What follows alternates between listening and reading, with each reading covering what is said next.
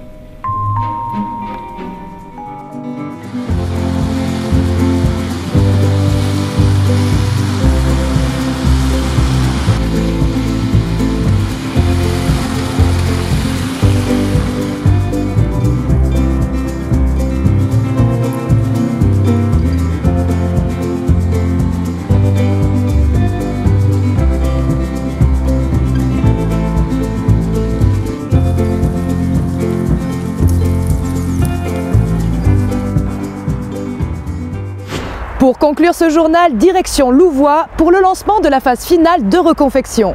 Les 2 hectares de dalles surélevées sont actuellement en démolition pour faire descendre tout le quartier au niveau du sol naturel. Et tout cela sans bouger ou importuner locataires comme propriétaires, un gros challenge. La ZAC Louvois, c'est un projet qui a été initié en 2014, qui a été lancé par la ville et qui consistait à démolir 2 hectares d'une dalle qui coupait vraiment ce quartier en deux et qui était vraiment caractéristique de l'urbanisme des années 70. Et donc la ville a souhaité rénover ce quartier. Au départ, il y avait plusieurs scénarios qui étaient envisagés, soit une rénovation de la dalle mais qui était compliqué techniquement, qui coûtait cher et puis qui coûtait surtout très cher en entretien. Et puis il y a eu un deuxième scénario qui était de démolir entièrement cette dalle qui a été retenue par la ville. Et donc la ville s'est attachée à un aménageur qui a été choisi, qui est Citalios, pour réaliser ce projet et puis pour repositionner ce quartier au niveau du sol naturel.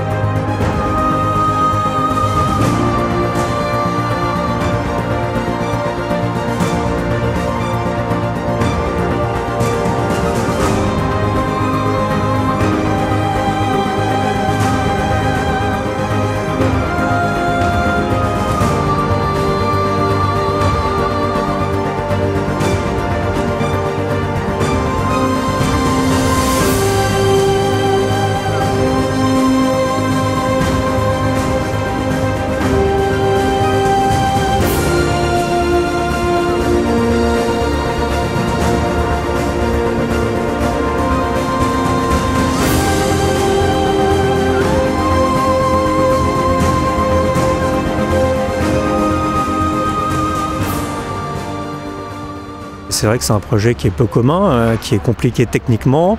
À notre connaissance, il y a très peu de projets comme ça en France de ce type. Et ici, la particularité, c'est qu'on est sur un site occupé où il y a 250 logements, il y a un centre commercial, il y a des gens qui vivent, il y a des gens qui se stationnent, il y a des commerces. Et donc tout l'enjeu, c'était de réaliser ce projet dans un site occupé et donc où il y a la vie des gens qu'on doit gérer au quotidien parce qu'un projet d'ampleur comme celui-ci, c'est bien évidemment source de nuisances et donc on fait le maximum pour les minimiser.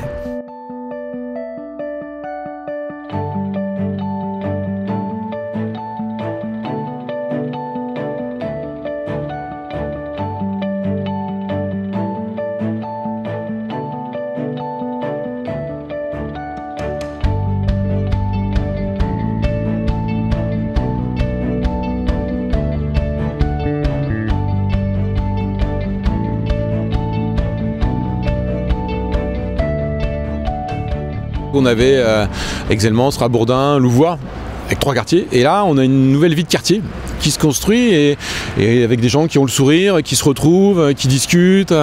Donc là, voilà, c'est plutôt porteur.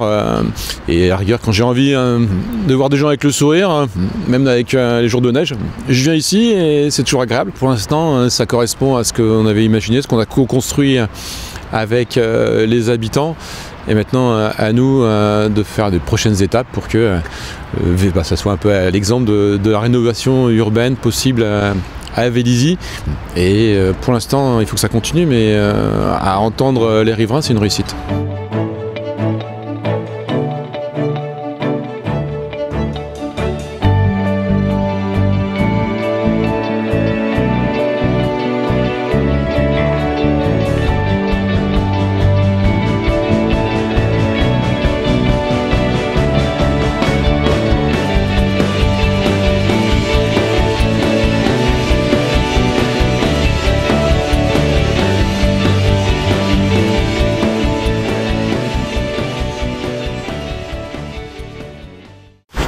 Avant de nous quitter, n'oubliez pas ce soir de 20h à 22h, la tenue du grand débat national. Ce sera à la salle Ariane, à la Maison des Associations. N'hésitez pas à venir y discourir ou tout simplement soumettre vos idées ou vos griefs sur le sort politique, social et sociétal de notre chère France.